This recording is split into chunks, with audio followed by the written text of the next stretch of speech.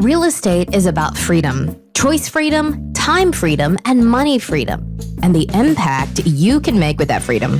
But it doesn't come without cost. Your freedom takes work.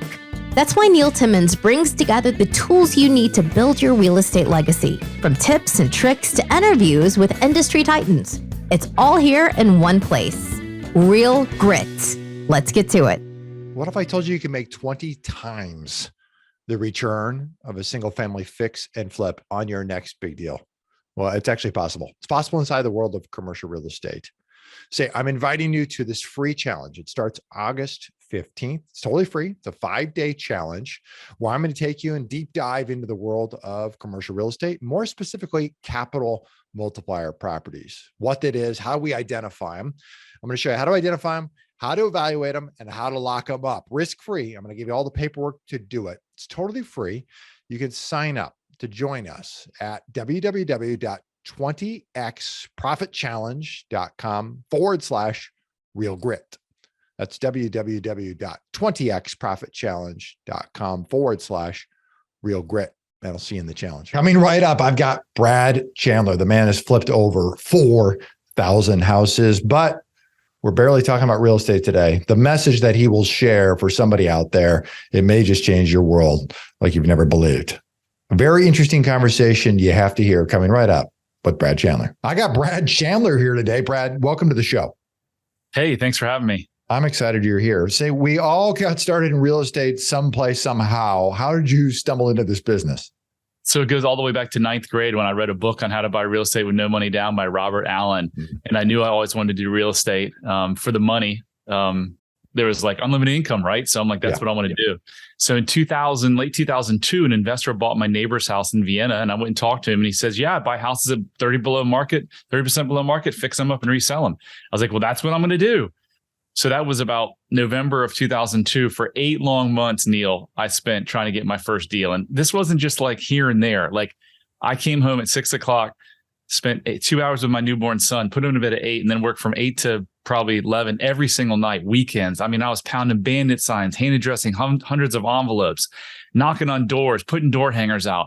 And every month that went by, I couldn't get a deal. And I'm just like, if they can do it, I've seen all these other people do it, I can do it. And so in July of 2003, I bought my first house. In July and August of 2003, I bought 6 houses. I came home in October and I said to my wife at the time, I just quit my job and I've started Express Home Buyers. She's like, what? She's like, we've got a newborn son and I've got 2 kids we got to take care of. Like, what are you talking about? I was like, it'll be fine. And here we are 20 years later. She's not with me, but everything's fine. Yeah. It's amazing. Isn't it funny? So talk to me about that. Your ability to go from nothing to stay mentally engaged, still have the belief that you will accomplish something, and then have it snowball. Not just one. You get one, and then before you know it, it's 6. Yeah. So, I mean, look, I didn't know what I was doing at the time. I didn't know what I was doing from a mental standpoint, but I've gone through this major transformation that we'll talk about here shortly. And one of the things that I've broken down is I had a lot of persistence. But why did I have a lot of persistence? I was trying to prove myself because inside I felt inadequate. I felt unworthy. So I'm like, I've got to do this. I've got to make a bunch of money, because when I make a bunch of money, I'll be happy and the world will see me as worthy. So really, sometimes in life, things are both negative and positive, right? Yep. So this feeling of myself did a lot of negativity in my life, caused me 2 divorces, caused me to use drugs and alcohol, on and on and on. But what it did do is it drove me to make a bunch of money. It also drove me to lose a lot of money, which we can talk about in a few minutes. Tell me that feeling, what was the genesis of that? Does that stem to your childhood? It does. Yep. Yeah. What's the genesis of it? So, I mean, the short version is that as a child, when something bad happens to you, when you're 6 years old and something bad happens to you, a 6-year-old says, well, something's bad happening to me, I must be bad, right? So something bad happened to me. My father used to hit me with a belt. He used to make fun of me. I was in a house that didn't have a lot of safety. And so therefore, I'm like, this is happening to me because something's wrong with me. Didn't wake up at 47 years old and say, hey, something's wrong with me. Just, I look now at my results of life, and it was obvious that, yeah, something in my head was really telling me that. Wow. So a lot of people experience the exact same thing, but they don't have that next level thought to come back and analyze, how did I get here? What transpired in my life, and how do I correct course, right the ship, if you will. And you've been able to do that for yourself, and you help other people find a different trajectory. Yeah, I mean, it's why do people not have the next level thinking? I didn't have the next level thinking either. I fell into this, Neil, because I went to get my son help for anxiety, and I'm on a Zoom call like this, and within 5 minutes, the lady says, "You know what? You have a tic," and I'm like, "What in the world are you talking about?" She goes, "You blink profusely when you talk about your childhood. You may have some unresolved childhood trauma that's affecting your son's anxiety. So do you want to come out and work with us?" So I did. I came out to Park City, spent a weekend with them. In 1 3-hour session, I walked out a completely different human being, because what he did is he led me back to my childhood around these traumatic or stressful events. And we as humans always form a meaning around the event. And those meanings were, hey, something is wrong with me. Something's bad. I deserve this. And that controlled my entire life. So your question is, there's countless people. I mean, 83% of Americans identify as not being very happy. It all leads back to this. So if I was sitting here 3 years ago having this conversation, I'm like, that's not me. I didn't have any trauma. I didn't have any stress as a child. I got spanked, but it wasn't a big deal. Well, getting spanked is a big deal. But this literally, all you have to do is look at your results. Look at your relationships. Look at how you judge yourself, how you judge others, how you talk to yourself. Do you drink too much? Do you smoke too much? Do you work 80 hours a week? These are all signs that something's wrong. So I developed this self-love quiz that if someone's sitting here being like, oh, self-love, that's so frou-frou. Well, I would have thought the same thing 3 years ago. But if you take this quiz and you score on 2 of the lower levels, that means I can guarantee you that every area of your life is negatively affected, including your real estate investment business, your wife, your kids, your health, everything. So go take the quiz if you want. And the great part is, Neil, that if you score on the lower 2 levels, you shouldn't look at that as, oh, woe is me. You should look at that as, oh my gosh, my life can change for the better, like in a profound way, just like mine has over the last 2 years. It's incredible, because you had been in this business for darn near 20 years, flipped 20 years. I mean, thousands of homes, 4,000 homes. Yep. I mean, a massive from the outside in, right? Massive success, right? Yep. The pedestal of this industry. And you deep down, you weren't happy, and you weren't getting the results from outside of the business, right? The family, everything else, until you stumbled your way in with your son to be able to have a total transformation. Yeah. So I see. Here's the funny thing is I was happy. It's just, I didn't wake up every day depressed. I was a pretty upbeat guy, right? Yeah. But there was always this like, why am I always arguing with my wife? Why, when my wife comes to me and says something that bothered her about me, why do I turn it on her? And then I can't touch her, or I don't want to be intimate with her for 3 days. Why do I have to smoke weed to go dance and have a good time or drink? Why can't I play in a golf tournament without having like crazy like fear and shaking? Those were the things I was just like, you know what? This is just life. It's just who I am. It's who everyone is. And that's what most people listening to this, they've kind of, you know what? I've got kids. They've got some behavioral problems. My marriage isn't great. My business is kind of up and down. It's just the way it is. And I'm here to tell you that's not the way it is. It doesn't have to be that way. You are in your situation, or you are suffering or struggling because of one thing, you're thinking. And it's thinking that you don't even know that's driving you, because it was programmed between the ages of like 2 months old and 10 years old. And it's programmed deep in your mind. And your subconscious thoughts drive 95% of your behavior. But you go to a therapist, and what do they want to talk about? Consciously, what's going on in your life. That's why people go, including myself, to decades of therapy, to decades of marital counseling, and usually get nowhere. Wow. So tell me, knowing what you now know, what would you have done differently if you were to look back, 10, 20 years ago? Oh my gosh, if I could have known what I know now about the human psyche and what drives us and what causes 99% of every problem in the world is caused by an individual's lack of self-love and self-compassion. Our prisons are full. Terrorism happens, the war in Ukraine, sex trafficking, molestation, rapes, obesity. I mean, I could go literally on and on and on all day long, because everything bad is tied back to this. Why do people have lack of self-love? Because they weren't born with lack of self-love. They develop lack of self-love because of the way that they were parented and the way that they're caregivers. And it's not their caregiver's fault. I'm not sitting here placing blame, just the opposite. Their caregivers and parents, for the most part, did the absolute best that they could do. So if I could go back 20 years, oh my gosh, first of all, in my fix and flip business, Neil, I lost $9 million over 5 mistakes. When I look back at those 5 mistakes, they were all from me trying to chase my worth to try to prove to the world that, hey, look at me, I'm worthy. Wow. When you reach that, I think there's plenty of people who do things unconsciously, right? Get to a spot where they're trying to build their business, and they get to this pinnacle, if you will, to try to prove themselves worthy. And what happens when you get there? There's no feeling, is there? There's nothing. There's no feeling. You pay off your house. You're like, oh, when I pay off my house, it's going to be great. Pay off your house. Nothing changes. All you do is you go on to the next thing, because when you feel you're not enough, you got to get more. You know, I've never, one of my mentors says she's worked with 1,000+ addicts. She's never met one addict that felt like they were enough. So what do they have to do? More work, more booze, more weed, more food, more sex, more gambling, more. It doesn't matter when you feel like you're not enough. You could look at the people who have taken their lives, the Whitney Houstons of the world, Prince, Michael Jackson. I mean, the list goes on and on and on, right? Yeah. These people have more money than they know what to do with. Money doesn't do anything for you. Does nothing. As long as your basic human needs are met, doesn't do anything. Yeah. So today, what's your world look like? Where are you passionate about? Where are you spending your time, energy, and effort?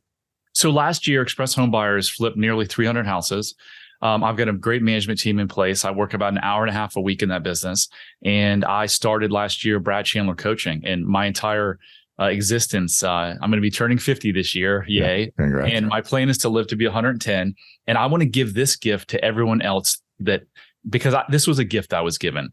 This fell into my lap. I wasn't out looking for it.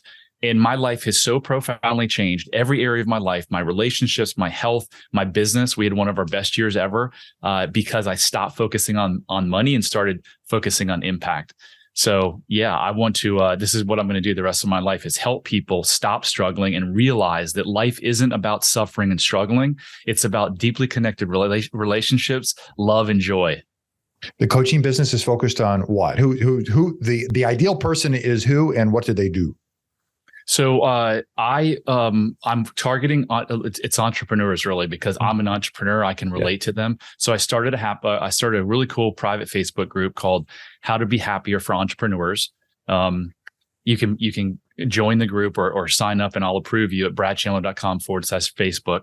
But really, entrepreneurs who are struggling in any area of their life, it will I'll show you where you might have 5 problems in life, but they're all tied to the same exact issue. My coaching clients now, as I'm doing the intake and they're telling me their issues, I can just see this puzzle going together, that everything is around this one thing, and that's these untruths that we've told ourselves since childhood. What I really like about what you're saying is it sounds to me like it becomes a domino effect. Really focus on, get to the core, get to the one domino, and these other things, which you may identify as 5 problems, they probably become easier to knock over once you identify the core.